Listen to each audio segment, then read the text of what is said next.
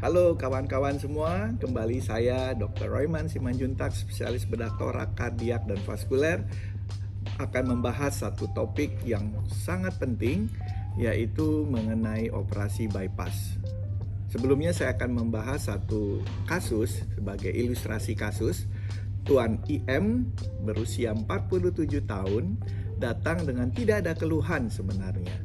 Dia datang karena setelah medical check up ditemukan dari hasil treadmill ada positif, dan setelah itu dokter jantungnya melakukan kateterisasi jantung dan ditemukan ada 3 sumbatan di pembuluh darah besar yang ada di LAD 90%, LCX 90%, dan RCA juga. Nah, bisa dilihat di gambar di atas ini. Setelah kami lakukan konferensi bedah, kami putuskan pada pasien ini kami lakukan operasi coronary artery bypass graft dengan teknik OPCAP atau OPPAM dengan total artery revaskularisasi. Artinya graftnya semua dilakukan diambil dari arteri. Ini hasil operasinya.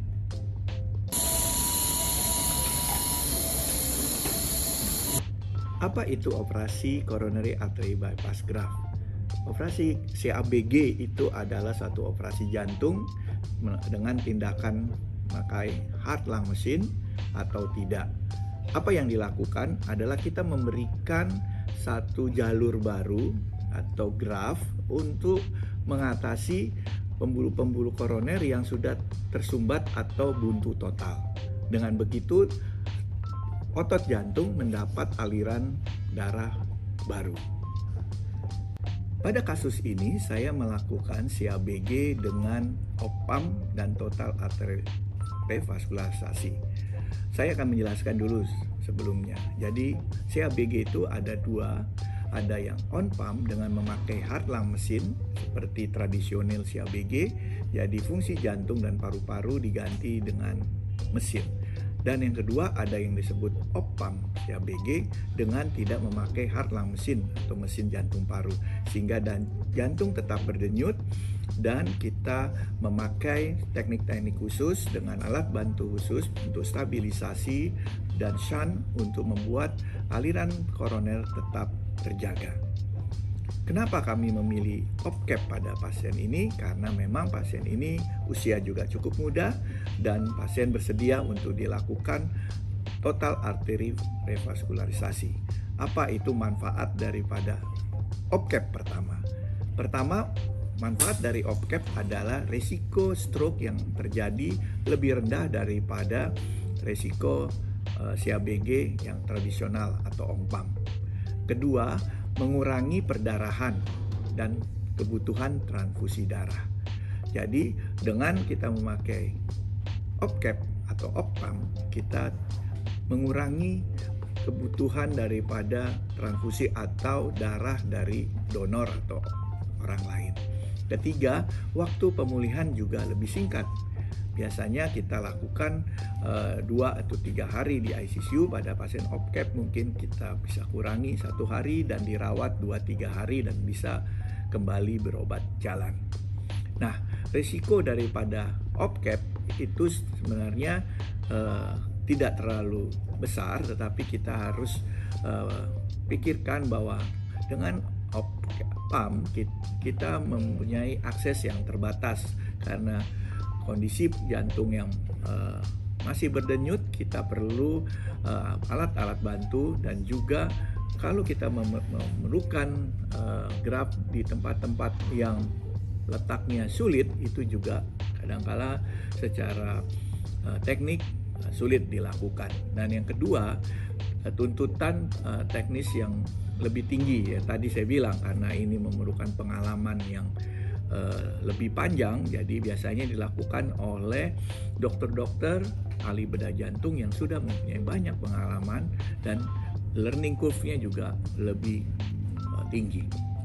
Dan yang ketiga, waktu operasi kadang-kadang lebih lama bagi kasus-kasus tertentu, ya. Jadi kita harus pertimbangkan juga Nah, yang keempat, kemungkinan untuk konversi dari operasi off pump menjadi on pump, dan itu membutuhkan kesiapan tim yang cepat dan mempunyai risiko juga yang lebih tinggi. Yang dipublish oleh American Medical Association dan European Association OPCAP diasosiasikan dengan tingkat infeksi post-operasi yang lebih rendah dibandingkan CABG konvensional. Akan tetapi setelah dibandingkan outcome-nya, 10 tahun berikutnya tidak ditemukan adanya perbedaan berarti dari OPCAP dan CABG konvensional atau outpump. Sebanyak 78% pasien yang menjalani outpump mengaku tidak mengalami keluhan berarti setelah operasi. Sedangkan sebanyak 80% pasien yang menjalani CABG konvensional juga tidak mengalami keluhan setelah menjalani operasi. Selain OPCAP, pada pasien ini kita lakukan juga satu teknik yang disebut total artery revaskularisasi, yang berarti bahwa graf yang dipakai adalah semua berasal dari arteri. Yang biasanya pada konvensional kita melakukan dengan arteri mamari, vena, atau arteri radialis. Jadi masih ada unsur vena, savena, graf. Nah, pada total arteri revaskularisasi kita melakukan semuanya dengan arteri. Yang pertama kita pakai arteri mamari yang kiri atau disebut left interthoracical artery atau left internal mammary artery. Dan yang kedua ada RITA atau right interthoracical artery atau RIMA, right intermammary artery. Dan yang berikutnya kita pakai arteri radialis. Ya, jadi semua tindakan graf atau pencangkukan pembuluh darah baru memakai arteri. Total arteri revaskularisasi mempunyai manfaat yang berarti bagi pasien. Yang pertama, bahwa untuk hasil jangka panjang sudah terbukti dari hasil-hasil penelitian mengatakan bahwa pemakaian arteri mamari mempunyai hasil jangka panjang yang lebih baik. Bisa tetap paten atau 90% daripada graf arteri itu khususnya mamari bisa bertahan sampai 10-20 tahun bahkan lebih. Nah, kedua juga untuk pemakaian arteri radialis juga ditemukan bahwa hasil daripada patensi setelah 10-20 tahun juga baik. Dan yang kedua, kalau kita melihat bahwa dengan pemakaian arteri, risiko kegagalan graf juga lebih kecil. Dalam arti bahwa setelah operasi jantung dengan total arteri revaskularisasi, kita lakukan lagi pemeriksaan setelah 5 tahun, 10 tahun, dan 20 tahun ditemukan bahwa graf tetap patah. Penting untuk diingat bahwa tidak semua pasien bisa dilakukan total arteri revaskularisasi. Misalnya kalau pasien itu ada gangguan di arteri radialis, ada stenosis, untuk itu perlu dilakukan pemeriksaan. Atau ada gangguan juga di arteri mamarinya yang mempunyai stenosis, atau pasien itu mempunyai gizi buruk dan obesitas. Kadang-kala bisa mengganggu penyembuhan dari luka operasi.